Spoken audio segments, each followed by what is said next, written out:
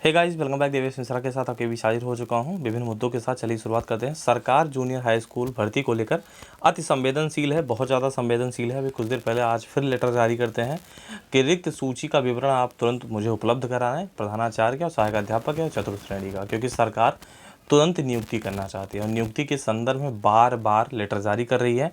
और मैं देख पा रहा हूँ उतना ही जीर्णी तरीके से अशासकीय जूनियर हाई स्कूल के प्रधानाचार्य चाहे कह लें, उनको दोषी कह लें, या फिर प्रबंधक को कह लें, इतने ज़्यादा जीर्णी हैं, देना ही नहीं चाहते यार, देना ही नहीं चाहते। मैंने कुछ दिन पहले देखा था कि जौनपुर में 116 विद्यालय हैं अशासकीय जूनियर हाई स्कूल के, एक भी किसी ने रिपोर्ट नहीं भेजा है। वास्तव में क्या गजब, जैसे डर नाम की चीज़ ही नहीं है यार।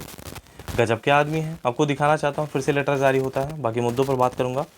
हाँ, उत्तर प्रदेश के इस विभाग में आपको दिखाना चाहता हूँ लगभग 30,000 पद रिक्त है। कितने अपने आप मायने रखते हैं भैया, 30,000 पद रिक्त है। होगी या नहीं होगी, अधिकारी कहते हैं हम कर रहे हैं, विभाग कहता है हम कर रहे हैं, कार्रवाई चल रही है। जैसे एलटी ग्रेड का लगभग 2 साल होने वाला है, अब तक नियुक्ति पत्र नहीं मिला है। तो यहाँ भी लेखपाल की भर्ती और भी बहुत सारी ऐसे भर्ती हैं जो आपको दिखाना चाहता हूँ। 30,000 पद रिक्त है। और हाँ, इस पर भी चर्चा करना चाहता हूँ 69,000 के विभिन्न मुद्दों पर कि सरकार किस तरीके से चयन सूची को बचा रही है। किसी भी प्रकार से मैं देख पा रहा हूँ हर मुद्दों को लेकर इतना ज़्यादा सीरियस है, किसी में भी ऐसा नहीं देखने को मिल पा रहा है कि चलो संवेदनशील नहीं है।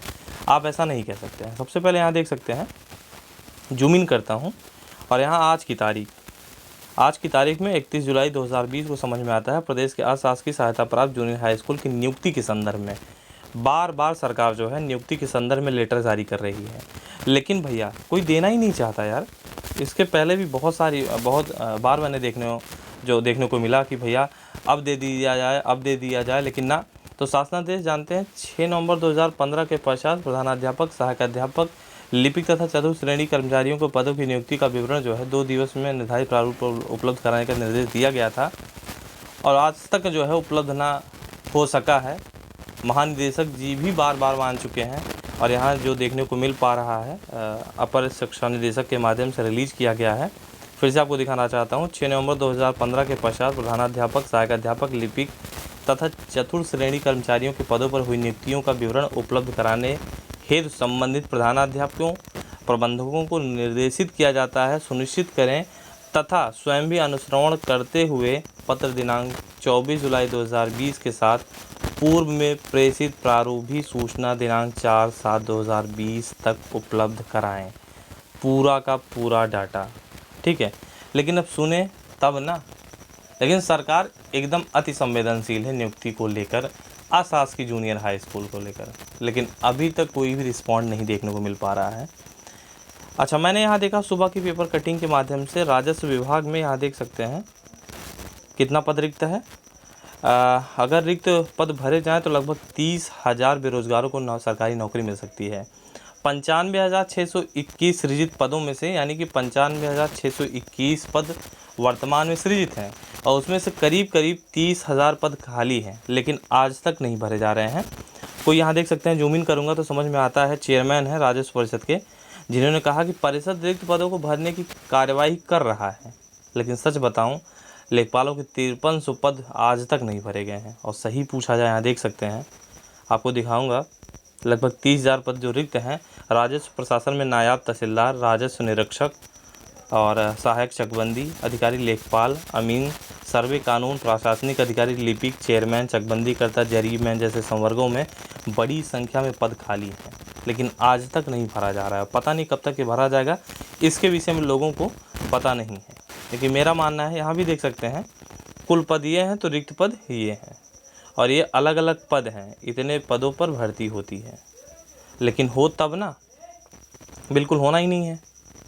होने का मतलब कि जानते हैं किस तरीके से लोग काम करते हैं। खासकर मैं अधिकारी को देख पा रहा हूँ, जैसे मैं एलटी ग्रेड की बात करता हूँ, बार बार दिमाग में आता है कि पता नहीं किस तरीके से काम हो रहा है, भगवान जाने।